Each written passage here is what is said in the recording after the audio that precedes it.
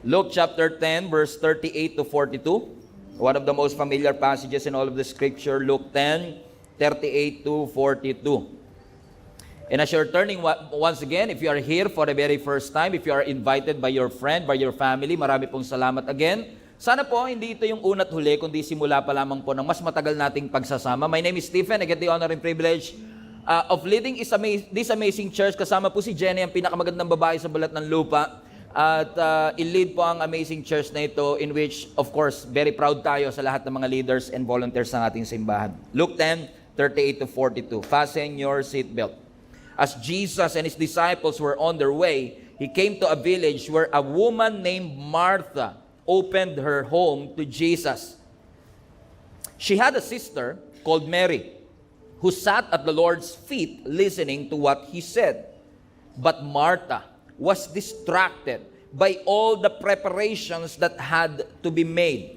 Let's read verse 40 again. But Martha was distracted. Once again. But Martha was distracted. Once again. But Martha was... Pwede nyo ba palitan yung Martha ng pangalan nyo? But Stephen was distracted. Amen?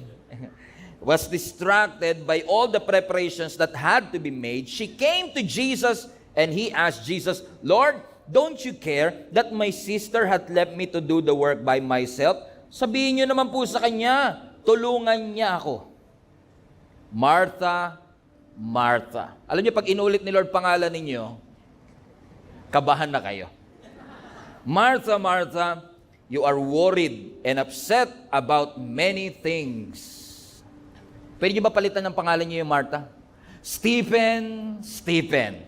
You are worried and upset about many things, but one thing is necessary. Few things are needed, indeed only one. And Mary has chosen what is better, and it will not be taken away from her. Pinamagatan ko po ang mensaheng itong Mary in a Martha world. How to become a Mary in a Martha world. Parang hindi kayo na-excite sa title ko. Pinag-isipan ko yan eh. Alam niyo po si Satanas, isa sa mga greatest temptation niya, kasalanan. Pero hindi naman po lahat ng tao, sa lahat ng pagkakataon, especially those Christians who are mature enough in their faith, ay bumabagsak sa lifestyle ng kasalanan. Kaya minsan, kapag hindi ka makuha ni Satan sa kasalanan, ang isang temptation na ginagamit ni Satan na very effective din is actually busyness. Pagiging busy. Sabi mo nga sa katabi mo, tatakbo ka bang busy? Busy. Vice Mayor. Okay. Yung iba sa inyo, mamaya pa magigets yung mga alas 5. Amen. Yung business, everybody say business. Bakit? Ang business by definition, nasabi po ng dictionary, it refers to a state of being constantly occupied. Pag busy, constantly occupied with tasks, responsibilities, or even activities. Pansinin niyo po yung mundong ginagalawan natin. Pag busy ang tao, yun yung default state. Meaning, pag di ka busy, may mali sa'yo. Pag busy ka, yun yung normal sa tao. At pansinin niyo po, ang mundong ginagalawan natin nowadays, in a social media, Facebook generation, yung mga technology or gadget na hawak po natin is actually, kung papansinin po ninyo, is eliminating the boundary between work and rest. Hindi mo na alam, pag hawak mo yung cellphone mo, nagtatrabaho ba ako, nagpapahinga? Because even when you are at home, once nabuksan mo yung laptop mo, yung cellphone mo, hindi mo alam, nag-work ka na. So nawawala na yung boundary ng trabaho at saka pagpapahinga. Hindi po katulad ng unang panahon, pagpatak ng alas 5, pag uwi mo ng bahay, pwede mo nang wag intindihin ang trabaho mo, hindi ka required sumagot sa email, but since your phone has an email application, sometimes natitempt kang sumagot, hindi mo na tuloy ma-distinguish ano ba talaga ang trabaho at pahinga.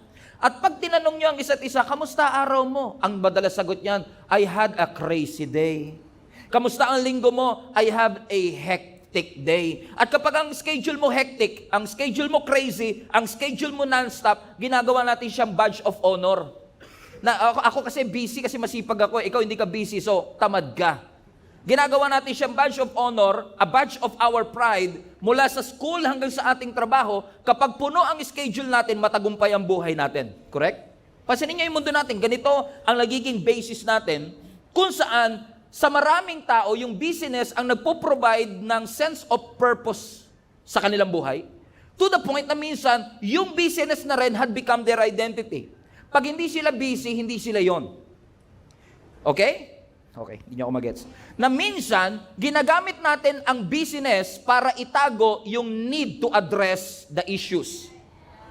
Pastor, wala akong issue. Kung tingin mo wala kang issue, yun yung issue mo. Because all of us had issues. We have issues. At minsan, dahil busy tayo, ginagamit natin ang busyness to cover up the issues of our lives. Broken-hearted ka, gawin mong busy ang sarili mo para hindi mo mapansin yung brokenness mo. Correct? So ngayon, hindi mo na pinoproseso yung nararamdaman mo, ginagawa mo na lang busy ang sarili mo para makalimutan ang tunay na nararamdaman mo. Bakit? Kapag busy ka kasi wala kang time mag-reflect. So kapag malungkot ka, gawin mo na lang busy ang sarili mo. Pag broken heart ka, gawin mo na lang busy ang iyong sarili. Nagiging sense of identity. Pag anxious ka, gawin mo busy ang sarili mo para hindi mo siya maalala. Broken heart ka, inom ka pare. Makakalimutan mo yan. Yun nga lang, kinabukasan, dagdag problema mo, may sakit ka ng ulo, may hangover ka. Pero anong ibig sabihin? Kasi pag puno ang schedule natin, pagka tayo'y busy, wala na tayong panahon para mag-reflect. Bakit nga ba ako nasaktan? Ba't ko ito nararamdaman? Ano ang purpose ng Panginoon kung bakit niya inalaw ang mga bagay na ito? Kaya po sinabi ng scripture sa atin that an anxious heart weighs a man down. Kapag ang puso natin ay anxious, ang puso natin ay stressed, ang puso natin ay punong-puno ng bagabag at pangamba, hinihila ka nito pababa. Correct, mga kapatid? And I believe with all my heart na maaaring hindi lang nakikita, pero lahat po tayo dumadaan sa anxiousness, sa takot. Dumadaan tayo sa stress. Ano man ang estado ng buhay, napansin niyo po ba, na ang stress is actually a silent assassin. In fact, ang mga medical professional nga, naguguluhan sila. Ang stress ba, ugat o bunga? Di nila alam, yung stress ba, kaya ka ba nagkakaganyan dahil sa stress? O kaya ka nagkaganyan, resulta ng stress? Gulo din sila eh. Ano ba siya? Ugat ba siya o result? Because there is a correlation between stress sa iyong emotion at physical. Kapag naapektuhan ng puso mo, naapektuhan ng katawan mo. Hindi ka makatulog because you're anxious, hindi ka makatulog because you're afraid. Hindi ka maka-amen kasi natatakot ka. Pansinin po ninyo, stress ba ang may trabaho? Stress po ba ang may mga trabaho? Eh yung walang trabaho? Stress pa rin. Yung may anak po ba stressed? Eh yung walang anak, stress pa din. Stress po ba yung may negosyo? Eh yung walang source of income? O stress pa rin. Stress po ba yung tumataba? Eh yung hindi ka tumataba? O stress pa rin. Regardless of the situation. Stress kapag may gadget. Stress pag walang internet connection. Stress kapag may cellphone. Stress kapag walang charger. Stress kapag may budget, lalong stress pag walang budget. And it doesn't matter if you are 7 years old or 70 years old, lahat tayo dumadaan sa anxiety, stress, and even worse, for some people, they're going through depression. Old and young, rich and poor, we have to deal with stress and the temptation to be anxious every single day. This is where the text brought us, dito po sa text na binabasa natin, sa Luke chapter 10, patungkol po kay Mary and Martha. Ang story po ni Mary and Martha is actually a well-known narrative in the Gospels. Ito pong storya na ito, nag-uusap ang Panginoon sa akin, kasi parang ipinakita po ng storya sa atin yung tension, everybody say tension, yung tension between the demands of life and the need for spiritual connection, which is parehong important. Tama po bang maging responsable ka sa buhay? Responsableng tatay, responsableng anak. It's good. It's not wrong to be responsible. So may demand ang buhay. Kung tatay ka, hindi pwedeng walang demand. Kung nanay ka, hindi pwedeng walang demand. Kung breadwinner, hindi pwedeng walang demand. But at the same time, may demand sa buhay, pero meron ding need for spiritual connection. Na minsan, na isa-sacrifice ang spiritual connection ng demands of life. Na minsan naman, too focused with spiritual connection, nagiging irresponsible naman sa buhay. Naunawaan nyo? So, nangusap ang Panginoon sa akin through this text na how to balance between the demands of everyday life to the importance of spiritual connection, lalo na po sa gitna ng very busy na society that we are in, service-oriented life, ini-encourage po tayo ng Panginoon through this text na mag-reflect po tayo paano po natin aayusin ang mga priorities natin ng tama. Sabi mo sa katabi mo, fasten your seatbelt. Papunta na tayo sa exciting part. So ang sabi ng text natin sa Luke chapter 10, si Jesus daw po kasama ang mga disciples, minimum of 13 people, puro lalaki. Pumunta sa bahay ni Mary at ni Martha, na kapatid si Lazarus, na next chapter sa ibang passage binuhay niya. Okay? So si Jesus together with his disciples, dumaan sa bahay ni Mary and Martha. Pareho nilang welcome si Jesus, pero si Mary lang ang nag-receive kay Jesus. Kasi ang sabi ng scripture, nung pumasok ang ating Panginoon kasama ang mga disciple, ang sabi ng scripture sa verse 39, she had a sister called Mary, 39 anak, who sat at the feet listening to what he said. So nung pumasok si Jesus Christ, ang sabi ng scripture, may dalawang magkapatid. Si Martha, si Mary. Nung nakita ni Mary na si Jesus ay nandyan, imbis na maging aligaga, imbis na maging abala, imbis na asikasuhin ang pangangailangan nila, umupo siya sa harapan ng Panginoon, nakinig sa sinasabi ni Jesus Christ. Pero ang sabi ng verse 40, kapatid mo to, katabi mo to, asawa mo to, lolo mo to, but Martha was distracted by all the preparations that had to be made. Pansinin nyo, dalawang babae, dalawang magkaibang posture. Yung isa naglilingkod, yung isa nakaupo. Pero parang sa tingin ni Jesus Christ, mas matimbang yung nakaupo sa kanyang presensya kaysa naglilingkod para sa kanya. A story which contrasts these two types of devotion. Hindi natin pwedeng sabihin hindi devoted si Martha. Devoted din siya. Kaya nga niya gustong pagsilbihan ng Panginoon. Pero yung devotion niya, merong misaligned ng priority. Which almost reminds me, mga kapatid, na hindi pala porket naglilingkod, hindi na required umupo sa presensya ng Diyos. So this story reminds me na hindi magkalaban ang work at ang presence ni Lord. Hindi masamang mag-serve at the same time magkaroon ng relationship kay Jesus Christ. Hindi siya Mary versus Martha. Hindi magkaaway ang work at ang devotion kay Lord. Hindi tayo pinagbabawalan ng Diyos maging responsable at magtrabaho. Pero ang sabi ni Lord sa akin, hindi siya Mary versus Martha, dapat siya Mary before Martha. Let that sink in for a while. Na hindi masama ang service, pero lagi niyong tatandaan, umupo muna sa presensya ng Diyos bago ka maglingkod. Parehong devoted, misaligned yung isa. Again, si Martha naglingkod, naghanda, nagluto, nag-organize. Si Mary umupo, nakinig, natuto, naging present. Parehong mabuti ang kanilang ginawa, pero yung isa, yun ang natatangi. Hindi pala porket mabuti, dapat una. Wala na nag-i-amen ha. Yung nasa unahan na lang. Mga volunteer pa naman yun nandito. Amen? Ulitin ko lang. Let's just dissect for a while. Let's think about this for a moment. Mali po ba ang ginawa ni Martha? Mali po bang ipagluto niya si Jesus? Mali po bang maghugas siya, mag-ayos siya ng kusina, ayusin niya ang lamesa para makakain si Jesus at ang mga disciple? No. Mary o Martha is not doing a bad thing. Martha is not doing the wrong thing. But hindi niya ginagawa, hindi mali ang ginagawa niya, pero hindi yun yung best. So tama ang ginagawa niya, pero hindi yun yung best. Tama ang ginagawa niya, pero hindi yun yung number one. So hindi pala porket tama ang ginagawa ko, yun yung best thing that I should do. There is nothing wrong with what Martha is doing. But there is something wrong with what Martha is choosing. Pinili niya yung maglingkod bago umupo sa presensya ng Diyos. Sinacrifice niya yung best sa good. It's good to work. It's good to provide for the family. It's good to take care of the bills. It's good to take care of your children. But always remind yourself, ang best, to sit at the feet of Jesus. That's what's best. Kaya, nung si Martha aligaga, ta si Mary nakaupo, Naaligaga lalo si Martha. Ganun naman kasi talaga, no? Pag pawis ka na hirap ka na, tapos may nakita kang kapatid mo, anak mo, nakaupo lang doon sa sopa, nagmo-Mobile Legends, Clash of Clans. Di ba, maiinis ka, nakakainis naman talaga, di ba? Amen? Parang kayo yung nasa kabilang side, yung nakaupo lang.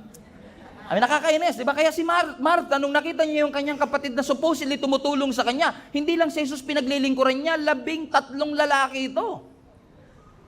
Hindi madali ang preparasyon. Kaya nung siya'y aligaga, nakita niya yung kapatid niya si Mary. Pansin niyo talaga minsan, pag ikaw busy ka, tapos garag na garag ka na, tapos may nakita kang haya-hayang buhay.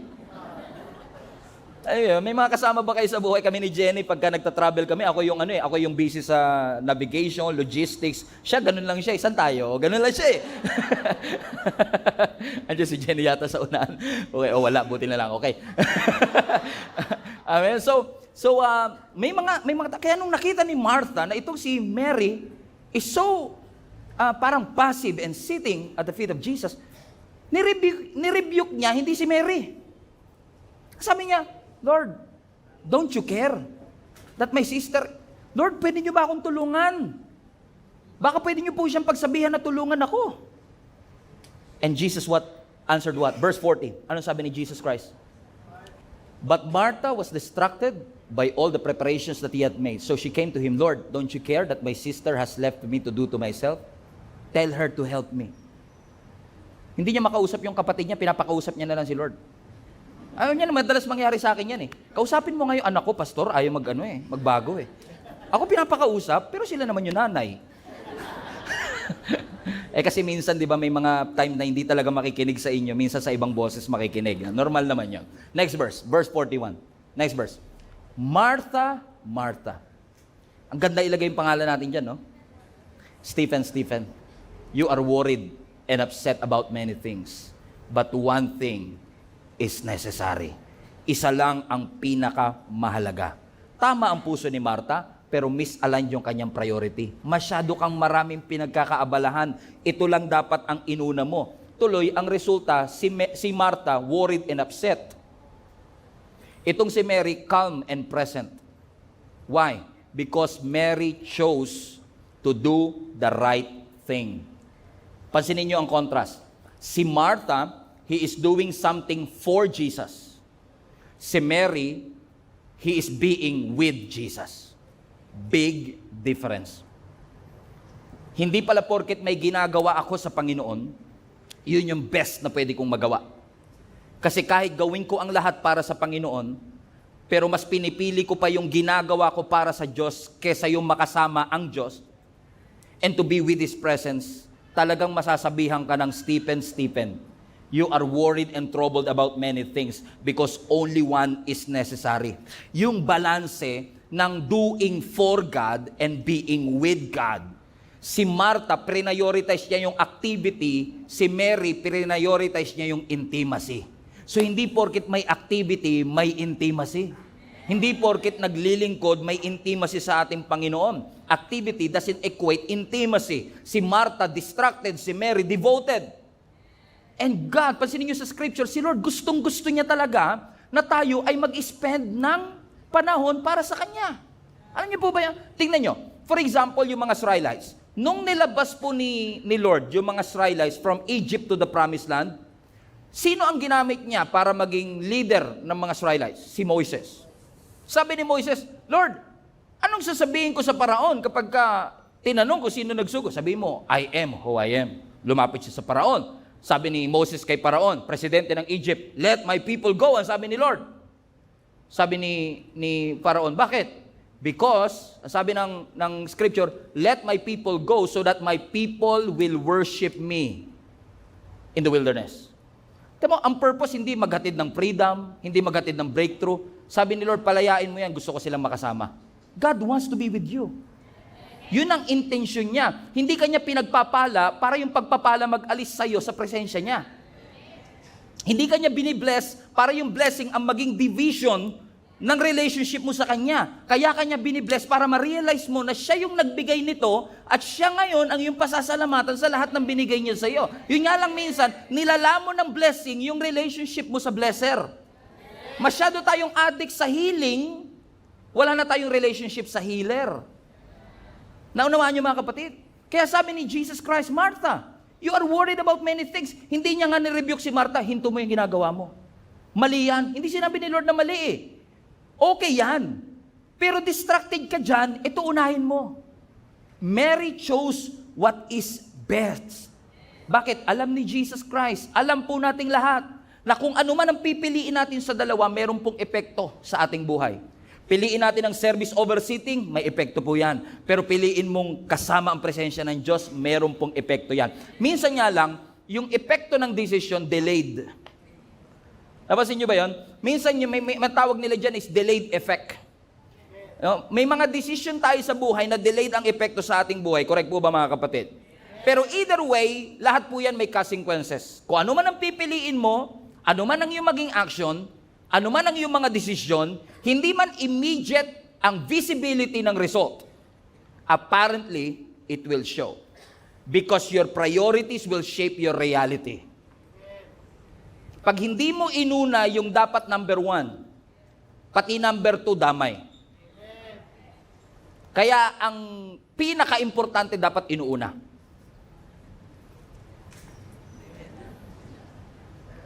Amen po ba? For example, classic na to eh. Binotones mo. Unang botones, mali. Pero sabi mo, nagkamali ako sa una, pero itatama ko sa huli. Tinama mo sa huli, pero mali pa rin. Kasi pag namali ka sa una, mali na lahat.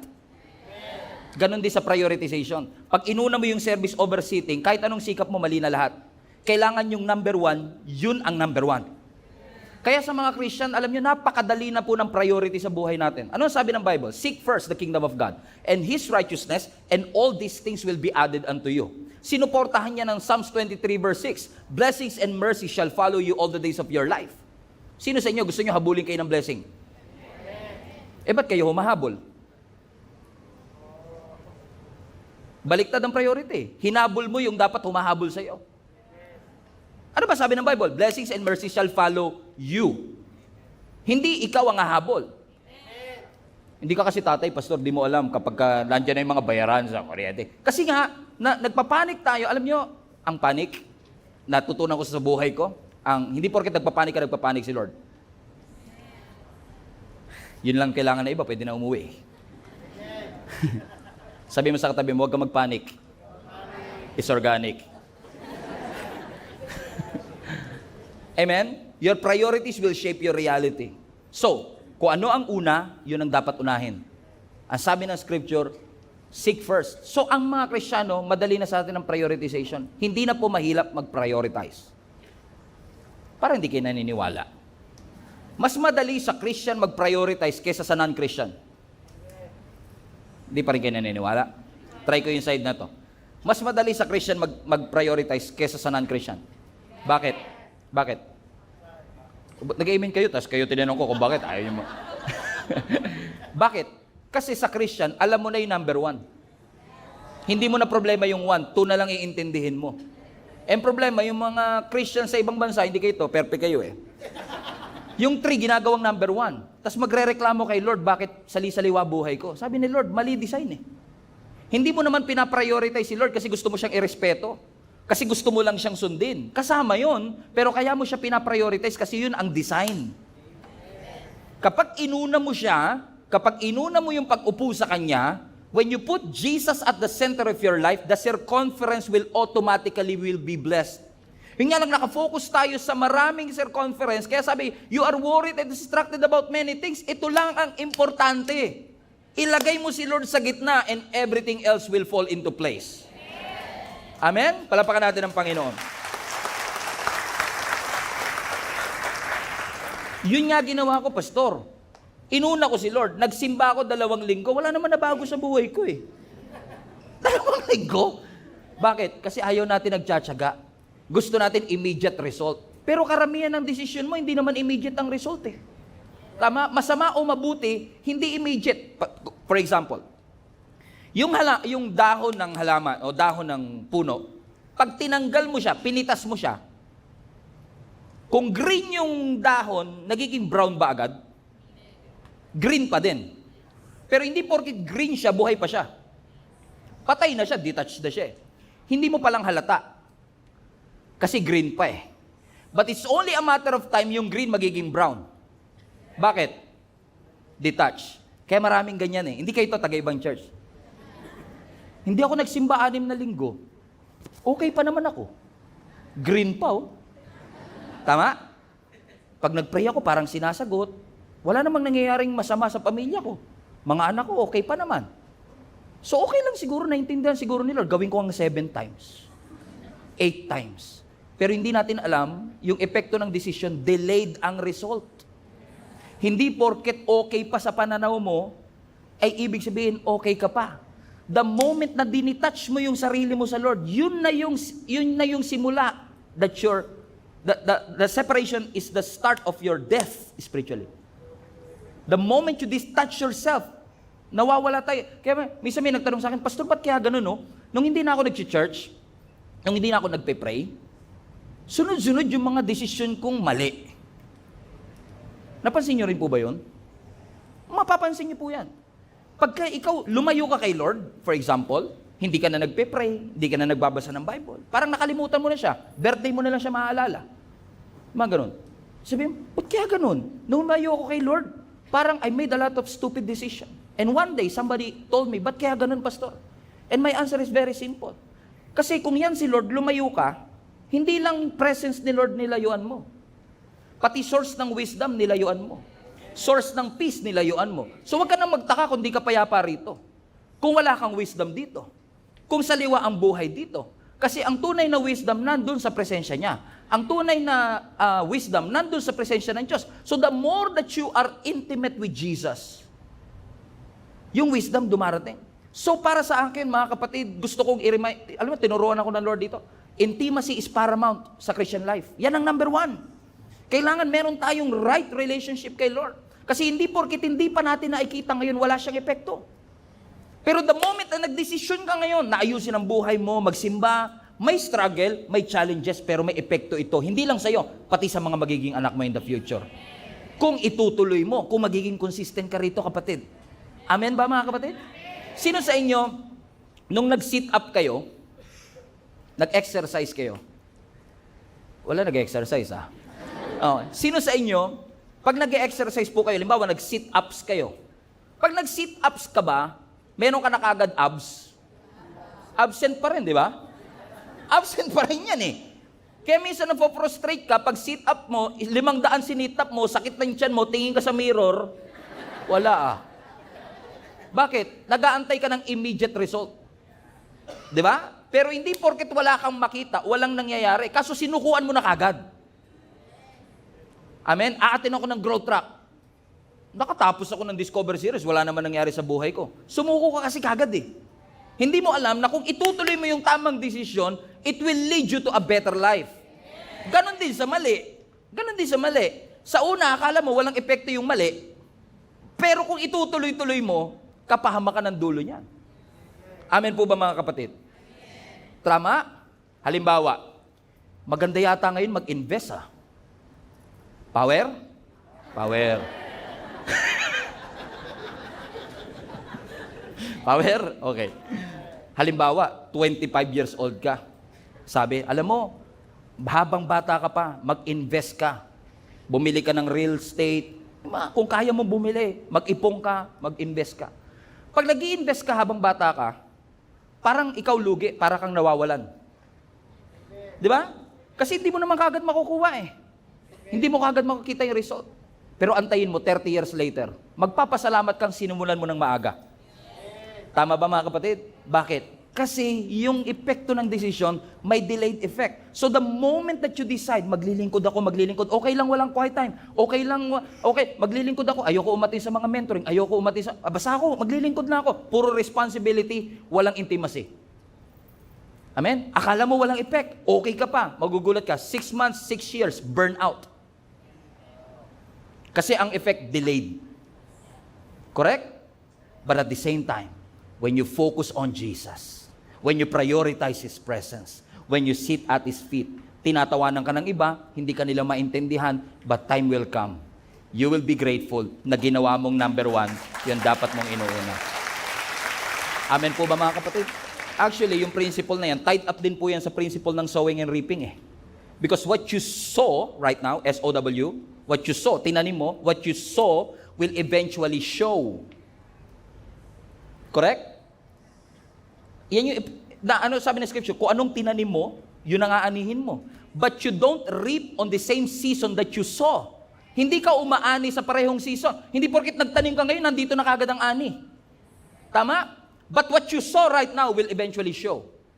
So when you prioritize God today, it will show 10 years from now. When you prioritize business, when you prioritize your life, kailangan ko gawin to, kailangan ko maghabol, kailangan ko magpakayaman, in which hindi po mali. Just want to clarify. Amen? Mali, alam nyo mali, yung maging irresponsable. Mali yon. Tamang maging responsable. Kung ikaw po'y tatay, maging responsableng tatay. Kung nanay, maging responsableng nanay. Kung anak, maging responsableng anak. Do everything that you can to be as responsible enough as possible. But, always remember, no matter how responsible we are, pagdating ng challenges, sino po ba tatawagan natin? Sino po ba ang hahanapin natin? In the midst of trials and difficulty, whom you gonna call? Ghostbuster? No. Jesus Christ. Amen. Yung mga millennial nakakaintindi sa akin. Galatians, di na nila kilala yung Casper na naabutan yan. Galatians 6 verse 7 to 9. Do not be deceived. God cannot be mocked. A man reaps what he sow. Tagalogin ko yung last part. Aanihin ng tao ang kanyang tinanim. So, by that principle, whoever sows to please their flesh, from the flesh will reap destruction. So kung magtatanim ka sa laman, ang bunga niyan, destruction. Pero kung magtatanim ka sa spirit, from the spirit you will reap what? Eternal life. Ito yung last part gusto ko. Verse 9. Everybody read. Sabi mo sa katabi mo, let us not become weary in doing good, for at the proper time. See? Yung result dulo, at the proper time we will reap a harvest if, conditional, if we don't give up. Ang problema, inaantay mo na yung reaping, 2 beses mo palang ginawa. Napofrustrate ka ngayon. Eh sabi ng scripture, aani ba? Yes. Ulitin ko po, bigyan ko kayong chance. Aani po ba? Yes. Pero kailan? Proper time. Pero minsan, dumating yung proper time, gumibap ka naman. Sinukuan mo naman. Correct? So, ang sinasabi ni Apostle po sa Galatians, yung ginagawa nyo mabuti. Huwag nyo hintuan. Every week ka nagsisimba, ba't mo ihinto yun? Yung mga chismosa nga hindi huminto sa mali. Yung mga magnanakaw nga hindi huminto sa mali. Tapos ikaw mabuti ginagawa mo, ihinto ka? Sabi, do not give up in doing good. Hindi porket hindi mo nakikita yung resulta ng choice mo ngayon, hindi ibig sabihin walang epekto yan. So sinasabi ni Apostle Paul sa atin, do not give up. Huwag kang maging weary dahil wala kang makitang resulta. For in due season you will reap. Amen? So yung pananalangin mo, pag-i-invite mo ng mga kaibigan mo, pag-i-invite mo ng pamilya mo, kung sa 3 invite mo, wag mong sukuhan, pag di sila sumama. Ulit-ulitin mo, kulitin mo. Amen. Eh, pag swimming nga, inaaya nyo sa swimming, lilibre nyo pa eh. Amen? Naalala ko yung, pagka ito ang usapan, naalala ko yung nanay ko eh. Kasi kami magkakapatid, 5 kami eh, 5. Ako lang may itsura. Joke lang kay Bayo, kinuha ko lang. Okay, 5 kami magkakapatid, pero para ho kaming hagdan. No? Ako ang panganay, yung pangalawa ko, 1 year lang ang gap. Tapos may konting gap yung pangalawa, pangatlo. Si Len, Pastor Len yung pangatlo. Then yung si Aileen, 1 year lang din ang gap. And then si Andrew, yung bunso po namin. So, nung lumalaki po kami, nag-i-start si Tatay Larry na maging pastor na. Naglilingkod siya sa Panginoon. At dahil naglilingkod siya, talagang nahihirapan silang i-navigate. No, ano ba, maglilingkod ba tayo o iaalagaan natin, iiwan na lang ba natin yung mga anak natin para makapag-serve tayo ng walang distraction? Pero pinili nila na every Sunday, dadalhin talaga kami. Kahit nakakommute, kahit mainit, kahit mahirap. Yung nanay ko, naalala ko, kasi ako panganay, so mga 6-7 years old na ako noon, magji-jeep kami mula sa may Malabon, Asoge Street na kami lumaki. No? Diyan sa may Tugatog, Malabon, magji-jeep kami hanggang dito sa may Caloocan. So pag nag-jeep kami, yung nanay ko parang Christmas tree. May sabit na Santa Claus dito, may sabit na regalo rito. Para siyang Christmas tree, dadadala niya kami. Every week yon. sa loob ng ilang dekada. Pero hindi niya sinukuan. Sa una, hirap na hirap siya. Akala niya walang epekto. Kasi pag uwi ng bahay, makulit pa rin anak niya. Pag uwi niya ng bahay, hindi pa rin naghuhugas. Nagtatalo pa rin kung sino maghuhugas ng tanghali tsaka gabi. Pero yung ginagawa niya, delayed ang effect eh. Sino ba mag-aakala naging pastor yung dalawa sa anak niya? Lahat naglilingkod sa Panginoon. O kung hindi niya ginawa yun, kung hindi niya pinili yun noon, kung hindi niya pinagtiisan yun noon, baka nagmumroblema siya kung paano i-fix sa dulo. Pero dahil pinili niya ang mas mainam, delayed ang effect, pero may resulta po in the future. Huwag niyong sukuan porke mahirap. Kasi in due season you will reap. Walang disiplinang madali agad sa simula. Nag-low carb ako, pastor, 3 araw. Iba lumabas, high carb. Oo. Ano ang sabi ng Hebrews 12 verse 11? No discipline seems pleasant at the time. It was painful. Masakit siya. Lahat ng disiplina masakit. Amen? Come on, let's preach to ourselves. Okay, sabihin nyo sa sarili nyo. Sabihin ko sa sarili ko. Amen? Walang disiplinang madali. Sabihin nyo. Amen? Ulitin natin. Walang disiplinang madali. Gumising ka ng maaga. Kumain ka ng healthy. Come on. Matulog ng maaga. Walang disiplinang madali. Masakit siya. Pero ano sabi ng scripture? But later on, however, it will produce what? A harvest of righteousness and peace for those who have been trained by it. Amen? So ano sinasabi sa atin ng writer ng Hebrews? Sa una mahirap, sa una masakit. Sa una, pag pinili mo yung tama, magmumukha kang masama, magmumukha kang tamad sa mata ni Martha. Magmumukha kang walang silbi sa mata ng ibang tao. Pero I'm choosing the right thing. This is what God wants for me, to rest in His presence. Yung nga lang, takot tayo magpahinga minsan kasi ang thinking natin ng rest, passive lagi. Ba, gusto niyo po bang magpahinga? O tayo di kayo maka-amen. Kasi ang interpretation ng magpahinga, mamayapa. Magpahinga habang buhay. Di ba ganun ang perception natin ng rest? Pero rest is, yung rest na sinasabi ng scripture. For example, Matthew 11:18 verse 28. Ano sabi ng Matthew 11? Come to me, all of you who are weary and burdened, and I will give you what? Rest. Hindi sinasabi ni Lord na kapag ikaw burdened, pagod, lumapit ka kay Lord, patay ka. Mamamayapa ka na. Bibigyan kita ng pagpayapa. Saint Peter ka ngayon. Hindi ganun sinasabi ni Lord. Yung sinasabi ni Lord na rest dito, hindi passive rest. Active rest. You're working, but resting at the same time. Alam niyo po kung bakit? Because when you work, God will rest. But when you rest, God will work. Amen? So sabi ni Lord, come to me all of you are weary and heavy laden and I will give you rest. Passive. For example, I am preaching right now, active, but I'm resting in Him. Bago pa man ako makit ng stage, sinasabi ko na, Lord, it's up to you. Ikaw na po bahala. I've done everything that I could. I prepared enough. Inaral ko, ginawa ko ang lahat, but at this point, I rest in you. So hindi ako tulog ngayon, but I'm resting in Him. That's what I'm trying to say, that you rest in the Lord. Pumunta ka sa Lord, sabi ni Lord, nabibigatan ka ba? Worried ka ba? Anxious ka ba? Nababagabag ka ba kung paano nyo babayaran ang inyong utang? Kung paano kayo makakabayad sa kuryente? Kung paano mapagtatapos ang inyong mga anak? Worried ka ba sa future mo? Worried ka ba na mag-isa kang tatanda? Worried ka ba na ma-reject? Kinakabahan ka ba sa magiging future mo? Come to me! Lahat kayo na nababagabag at nabibigatan at bibigyan ko kayo ng kapahingahan. Pansinin nyo, ang in-offer ni Lord, divine exchange. Palit tayo. Bigay mo sa akin bigat mo, bibigay ko sa iyo kagaanan. Trade your worry into God's rest. Pero tignan nyo yung sequence. Balik mo yung Matthew 11:28 na. Look at these words. Come to me, I will give you rest. Magkababa lang yan. Kita nyo mga kapatid? Come to me, I will give you rest. Question, ano na una? I will give you rest or come to me?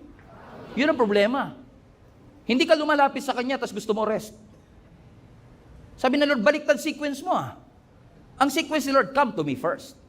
And when you come to His presence, God will give you rest. Kaya pala si Martha walang kapahingahan. Kaya si Martha aligaga. Kasi inunay niya yung ginagawa kesa yung presence. Sabi ng Lord, ito sequence come to me first, and I will give you rest. You're worried about so many things. Only one is necessary. Trade your worry into rest. Kaya exhausted ang maraming tao, hindi dahil sa trabaho. Pansinin po ninyo, kahit ang nabe-burn out sa ministry, hindi sila nabe-burn out sa bigat ng trabaho. Nabe-burden sila kasi dinadala nilang mag-isa. You're never meant to carry something. Let me ask you a question. Are you carrying something that is meant for you to surrender to God? Bakit natin dinadala yung bagay na dapat sinusurrender natin sa Panginoon? Ba't mo dala ang worry? Sabi ng Lord, ibigay mo sa Kanya eh. Ba't mo dala ang fear? Sabi ng Lord, ibigay mo sa Kanya. Ba't mo dinadala ang bigat? Kaya ka nabibigatan. Kaya kayong lahat na nabibigatan, lumapit kayo sa akin. Kasi ako ang magdadala ng bigat at gusto kong maranasan ninyo ang kapayapaan. Mahal tayo ng Diyos. Tingnan niyo ang 1 Peter chapter 5 verse 7. Cast all your anxiety on Him because He cares for you.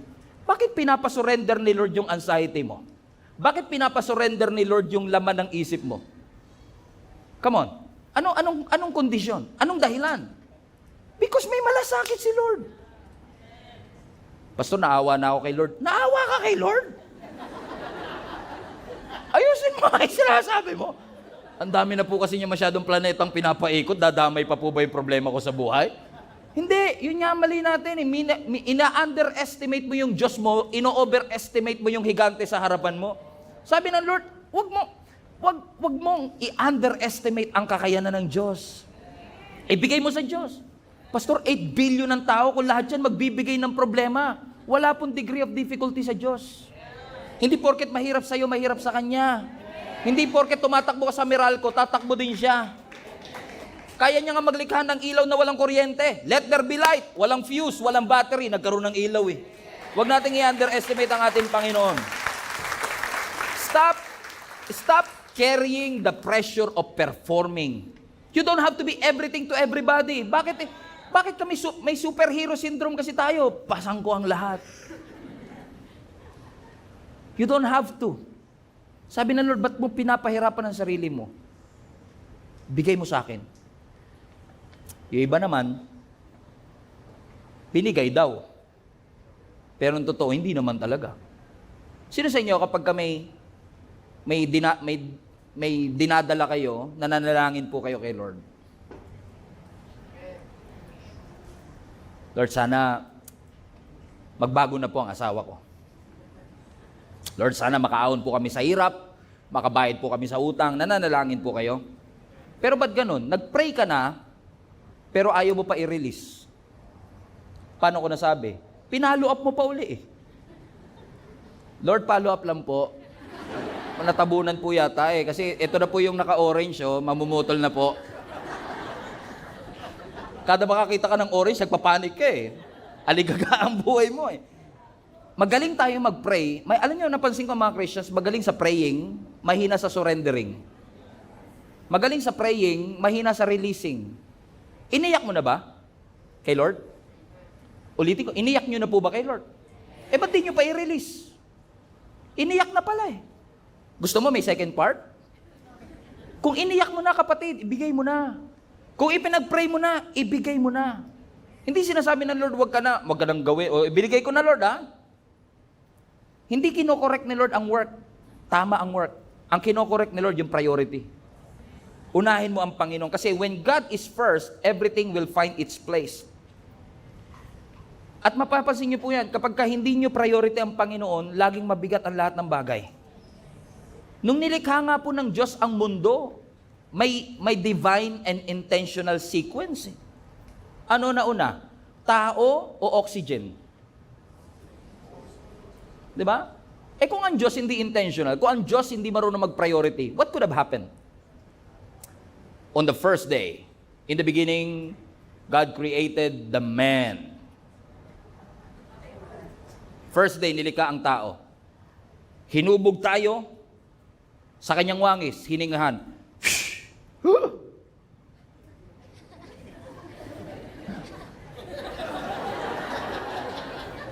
Lord, parang nahirap. Ay, yung oxygen, sorry, nakalimutan ko, Brad. Tignan nyo. Pero alam ng Diyos ang pangangailangan ng tao bago niya likhain ang tao. So, ibig sabihin, Kung kaya ng Diyos patakbuhin ang universe, ba't mo iniisip hindi niya kayang patakbuhin ang buhay mo? Trade your worry into rest. Misplaced priority. Kaya po mahirap ang buhay kasi hindi ordered ang buhay. Hindi tama ang prioritization ng ating buhay. Ang gusto ng Panginoon, unahin natin siya. Hindi yung paggising natin, ano ang to-do list ko, ano ang checklist ko. Ang pinakamahalagang checklist, presence ni Lord. Kahit nagawa mo lahat ng to-do list, ang pinakamahalagang to-do list, do I spend time with God? Meron ba akong panahon para i-recognize that every gising is a blessing? Iso-surrender ang lahat sa Kanya. Hindi ko trabahong patakbuhin ang mundo. Trabaho ng Diyos yun. Ang trabaho ko magtiwala. So stop carrying what is meant for you to surrender to God. Some things are not yours to control. Magkaroon ka naman ng boundary from time to time. Learn to say no. Amen? At sabihin mo, Lord, I entrust everything to you. Amen po ba mga kapatid? You don't have to be everything to everybody. And you should know it by now. God is in control. Alam mo na? Mahal mo na. Wala ka na magagawa. Mahal mo na. Palapakan natin ang Panginoon. God is good. So just like our Lord Jesus Christ is asking you, calling you, Martha, Martha, you're troubled and worried about so many things. One thing is necessary. Prioritize God, and everything else will fall into place. The right response to all this anxiety, stress, I believe in therapy, I believe in counseling, but I believe that the Word of God is wiser than the wisest counselor. I believe that the Word of God is wiser than the wisest therapist. At niresitahan tayo ng Panginoon sa Biblia ng iba't ibang mga pamamaraan in case daraan tayo sa mga tagpo ng buhay natin na maa-anxious tayo, matatakot tayo. Ano sabi ni Lord sa atin si John 14? In this world you will experience many trouble, but take heart, for I have overcome the world. My peace I leave with you. Iniiwan ko ang kapayapaan sa inyo. Ano sabi ng Psalm 56? Do not worry about tomorrow. Kapag natatakot ka, ibigay mo ang pagtitiwala mo sa ating Panginoon. Isaiah 41, don't be afraid, do not fear, for I am with you. Psalms 23 verse 4, when you walk through the valley of the shadow of death, you should not be afraid, for God is with you. Psalm 46 verse 1, God is your refuge and your strength, the very present help in times of trouble. Philippians chapter 4, do not be anxious about anything. Instead, be thankful about everything, for this is God's will for your life. Matthew 11:28, come to me, all of you who are heavy laden, and God will give you rest. 1 Peter chapter 5, cast all your cares upon me, for He cares for you. Wala pong problema na pinagdadaanan mo na mas malaki pa sa Diyos. So when things in your mind seems out of control, when your mind is filled with heaviness and worry and anxiety, busyness, trying to perform and do something, ang sabi ng scripture sa atin, let the presence of God comfort you in this difficult time. I know how it feels like. You know my story. 2018, I've been through depression. Muntik mag-relapse ng 2021. It's not easy to go through these mental struggles. Mahirap po siya. But the only thing that helped me, one of the things that helped me, is a reminder that God knows what I feel. He cares for me. And it is His Word that helped me na makalagpas sa bagay na ito. Kasi alam ko, we respect doctors, we appreciate the medicines, pero alam ko ang pinaka-importante ang kailangan ko, presensya ng Panginoon. I love to be in God's presence. So sabi ng Psalms 94, when your mind is filled with anxiety, let the comfort of God's delight fill you. When your thought seems out of control, in fact, yung translation dito, in the multitude of my anxieties, I love this translation because this is the exact Hebrew word. That in the multitude of your anxieties, yan yung parang yung isip mo nagsanga-sanga na. Ganyan tayo mag-isip minsan, no? Nagsimula ka dito, biglang napunta, hindi mo na alam kung paano babalik, kung saan siya napunta. Ganun exactly ang sinasabi ni David dito. The Lord, in the multitude of my anxieties. Grabe na po. Hindi ko na po alam kung saan na po. Ang dami kong inaalala, ang dami kong iniisip. Sabi niya, your presence, your comforts, delights me. What's the answer? It's the presence of God. So I wanna mobilize you and challenge you. No? Lagi niyong huwag kakalimutan. Spend time with God every day. Read His Word. Pray. I'm not saying that in a legalistic way. I'm saying that because I believe in the power of God's presence. I believe that the presence of God can do works, miracles in your life that no other medicine, no other doctor can do. Merong kayang gawin ang Diyos at ang Kanyang presensya na hindi kayang i-provide ng kahit saan nila. Lord, teach us to be a Mary in this Martha world. The world is so busy, the world is so anxious, the world is depressed, mag-e-election na naman next week.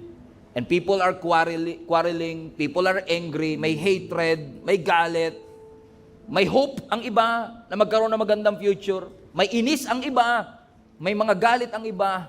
Pero Lord, in the multitude of these feelings and anxiety, let your presence comfort me. Entrust everything to you. Hindi ko na kayang kontrolin, pero alam ko ikaw, meron kang kayang gawin. Merong magagawa ang Panginoon. Everybody stand to your feet. Hello Global Family, thank you for watching. If this message have impacted your life, please consider subscribing. Let us know in the comments what God spoke to you today. Where are you streaming from? Or how can we pray for you? We pray in Jesus' name that we will continue to advance God's kingdom through the spreading of His Word through this online platform that we have. If you want to support the ministry of Jesus is Alive community, I want to encourage you to support financially and give. Go to our website, gsmnb.com/give. for you to know all the ways that you can support this ministry. I hope to see you soon. God bless you.